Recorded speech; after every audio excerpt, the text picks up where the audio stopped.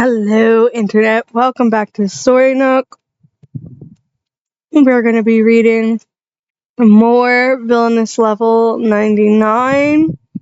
I may be the hidden boss, but I'm not the demon lord. Written by Satori Tanabata and illustrated by T. And where I left off this morning, well, in the last video, I left off at these 3 ellipses. So go ahead, grab your water, your tea, your coffee, your energy drink, whatever it is you're wanting to drink to keep you hydrated, and we'll go ahead and dive in.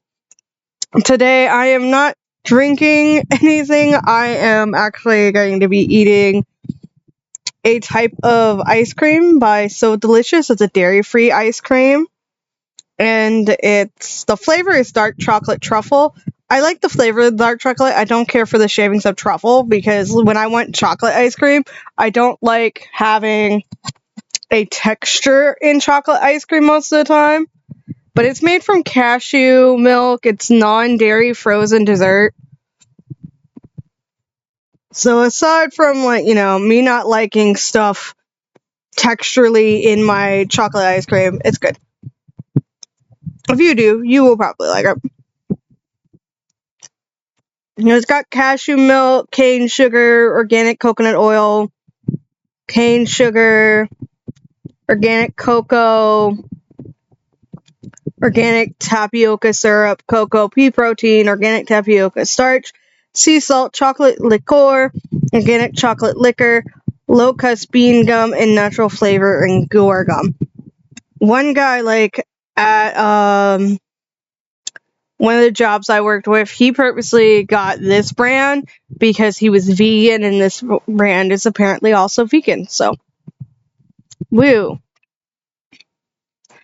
The long spring break was over, and today was my first day as a second-year student. Wait, so all of this happened within 1 year. You beat a bunch of people's asses, you got called to the castle, your parents invited you home, not really home, and you beat up a fucking dragon. And you tortured people by, we should level grind with your fucking whistle. So, okay, that was year 1. We are in year 2 now. And we are page 115 in this document. But we are a second-year student now.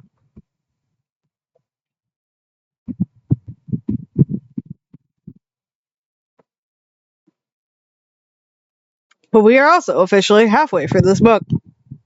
Considering I arrived on the first day of the new term holding a large egg, I had drawn attention to myself. You drew attention to yourself by having black hair and being the only person with black hair in this whole entire fucking kingdom. Hey, Emilia, it's been a while, Patrick greeted me. So, what's that? It's my child. I gave birth to it. Patrick took me seriously for a moment and grabbed my shoulders. What? Oh, you're joking. He cut off seconds from interrogating me about who the other person was. Which means Patrick, in all of his brain glory, is like, who the fuck? You gave birth to an egg? And I'm just like, is this normal for magic cities or what? I don't know, but I'm amused. Jeez. I didn't think you would panic so much. Do I look like I could give birth to an egg? It's a dragon egg. Some stuff happened over break. You get it. Get what? I don't think some stuff typically leads to obtaining a dragon egg. Are you going to hatch it? That's the plan. I've already discussed it with His Majesty. I had gotten permission from the king to keep the dragon through the headmaster. Dragon tamers were valuable and usually belonged to the state, but I received the kind treatment of getting an exception for that as well. I was even asked if there were any concerns about my school life. For those at the top, at least, this country was the best. Yeah, The king and queen realize you have nothing that you like or care for at this moment. So they're just like, we need to make her one, like living, like the world, and actually give a fuck about this kingdom so that she does not become a demon lord herself later. Which is very, very smart. You know, they say a child who doesn't receive warmth in the village will burn it down to feel that warmth. As for my joke earlier, the part about the dragon egg being my child wasn't completely wrong. Dragons incubated their eggs by pouring magic energy into them. The more magical energy that was poured into an egg, the stronger the hatchling would be. So dragon parents would spend their time pouring magic into the egg to the point that meals became a constant necessity. Which is why, in the Mountfort barony, they were uncharacteristically attacking livestock. Upon hatching, the baby dragon would recognize the entity that it received the most magical energy from as its parent, even if that entity was a different species.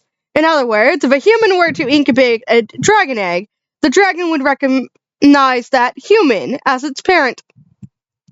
It was said that monsters could never fully bond with a human, but dragons were the only monsters that had the possibility of obeying people. Etrium. That being said, it was extremely difficult to obtain a dragon that was comfortable with humans. Eggs were already difficult to find, and even if you found one, pouring more magic into the egg than the original dragon parents wasn't something that could easily be done. The fact that the kingdom of Valshian had only tamed 2 dragons was proof of that. In the game, the egg was affected by Alicia's magical energy and thus produced a light-type dragon. That dragon grew big enough to fly the party members around. Yes, I had intruded on the event where you obtained a method of travel. I figured there were no restrictions, like in the game where you could only travel to places you had visited before. So it was extremely enticing to me. I wanted to fly. It was a convenient travel method, and if necessary, it would surely be helpful in proving an easy escape from the kingdom. I don't know how to say this, but there's something ominous about it, to say the least, Patrick said, looking at the egg as he spoke. You know, there are just some days where words like omnibus, just, it doesn't sound right now, and it feels like I'm just saying blah blah blah. But you understand. Well, that's kind of mean. It was true that the egg, which had turned jet black after I had poured so much magical energy into it that I was concerned about it exploding, was giving off an intimidating aura. Don't say something so terrible to my child. It's so cute, I replied while hugging the egg. At first I had thought of my future dragon as a convenient taxi, but after carrying it with me all day, every day, I started to care for it. It was going to be born through my dark magic, so it was the same as my own child. I wasn't going to treat it badly because it classified as a monster. This also means, like, because I can't imagine Yumilia having children of any sort. As an adult, she just doesn't seem like the kind of person to care about, having a child. She's definitely like, you can be the fun auntie, here, have a pet. Actual physical kid, I don't think that would be good for her. Patrick raised his brows. Cute. Yes, I'm sure this dragon will be adorable once it's born. Oh, right. I need to think of a name. I see. So you're not trying to bring out the world's strongest dragon? Patrick said, sounding a tad weirded out. What in the world is he talking about? It's my child, so of course it's going to be the world's strongest dragon, I stated. Ah, I see. Well, I hope it hatches safely, he responded with a tired look before getting up and leaving. Patrick only made that face when I did something wrong, but he usually took the time to correct me. I wonder if I had said something ridiculous without realizing it. Patrick is just like, you are obsessed with the strongest thing ever. I heard you tell a guy that you were only interested in men stronger than you. I kinda am interested in you against my better judgment. And dude is just tired. He is a tired man. I do not blame him.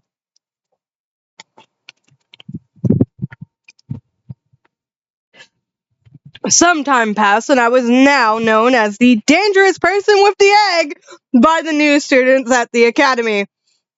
Oh, yeah, because you have new freshmen now, so they're all going to be like, who's this girl? She has black hair.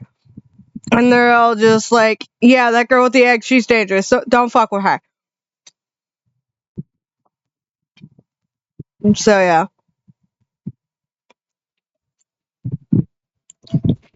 It was around this time that I noticed the egg moving from time to time. Considering how much time had passed, I figured it would hatch soon. Maybe even as soon as today or tomorrow. I invited Patrick in hopes of sharing the touching moment with him. Welcome. Now that I think about it, this is the first time I've invited someone to my room. Thanks for having me. Patrick was obviously flustered as he entered my room. Maybe it's that boy thing where he's embarrassed because he's in a girl's room. No way, I can't imagine him thinking of me like that. You barely consider him a friend, but he is like your first and only friend. Well, he's your first friend. Eleanor is your second friend right now. You just haven't gotten to accepting it yet. But she's like, I will adopt you. You're my friend now. Like the good old extrovert she is.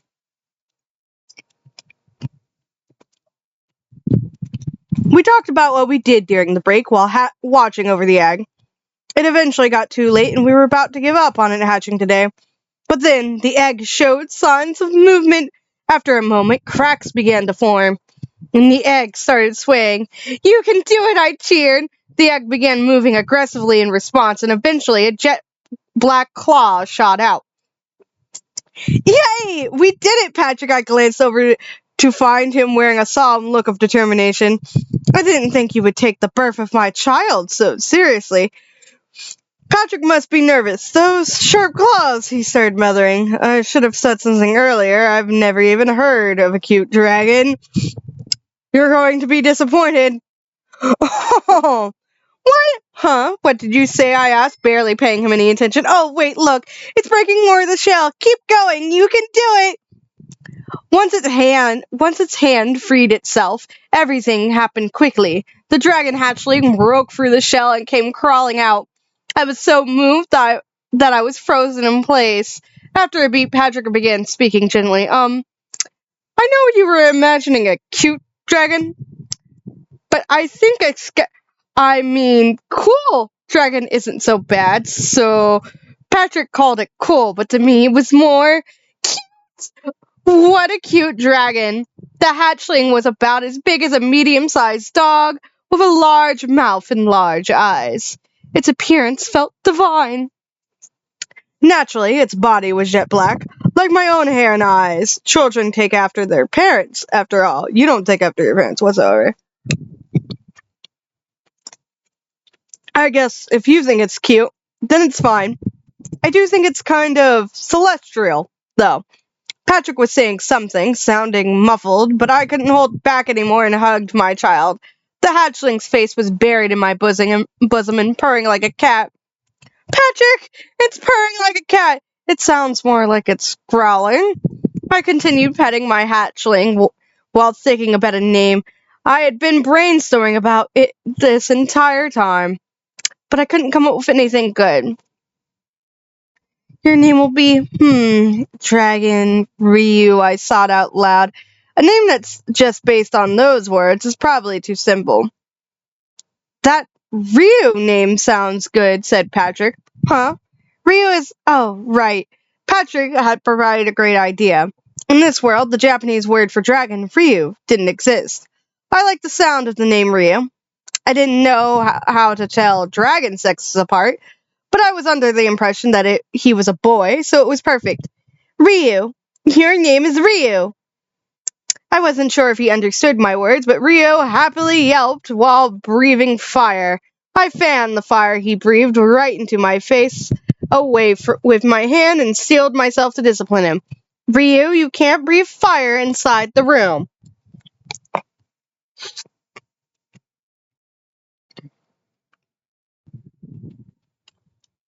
He yelped once more, this time without breathing fire. What a good boy! The problem was he also shot black lasers from his eyes, which I had to twist my neck to dodge. And that was bad too. Well, Patrick, I should put Ryu to bed, so let's call it a day. Wait, are you planning on keeping the dragon in this room? Patrick asked from the far corner he had moved to, where he was making himself small. When did that happen? Maybe he's not good with animals. He also knows, dangerous creature can kill me, it's breathing fire and shooting lasers. Of course, we'll share a bed until he gets bigger. Rio was probably going to get too big to fit in the room, but that was a bridge I'd cross when we get there. I see. I'm sure you'll be fine, but don't die, okay? Patrick said before leaving the room in a hurry. The next morning, I woke up to Rita screaming. I shot up, wide awake and worried about what had happened, only to find a Rio that was now much larger than me. Fast asleep. They say that kids grow fast, but I didn't think it was to this extent. For now, I was happy that my child was healthy and growing. The next issue I would rack my brain over was how I could get Ryu out of the room. Yeah, because apparently now he's too big to leave. Alright, hold on. I've got 3 more pages, and then we have an illustration. So we'll go up to the illustration. And then in this video there.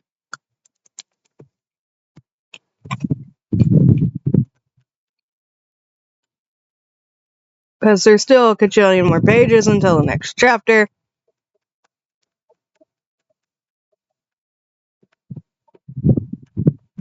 No, so many more. Oh, my husband's calling me. Never mind, we're going to end it here at these ellipses. Bye, everyone. Stay hydrated. Remember, I have Patreon, Redbubble, and Smashwords, and all that good stuff.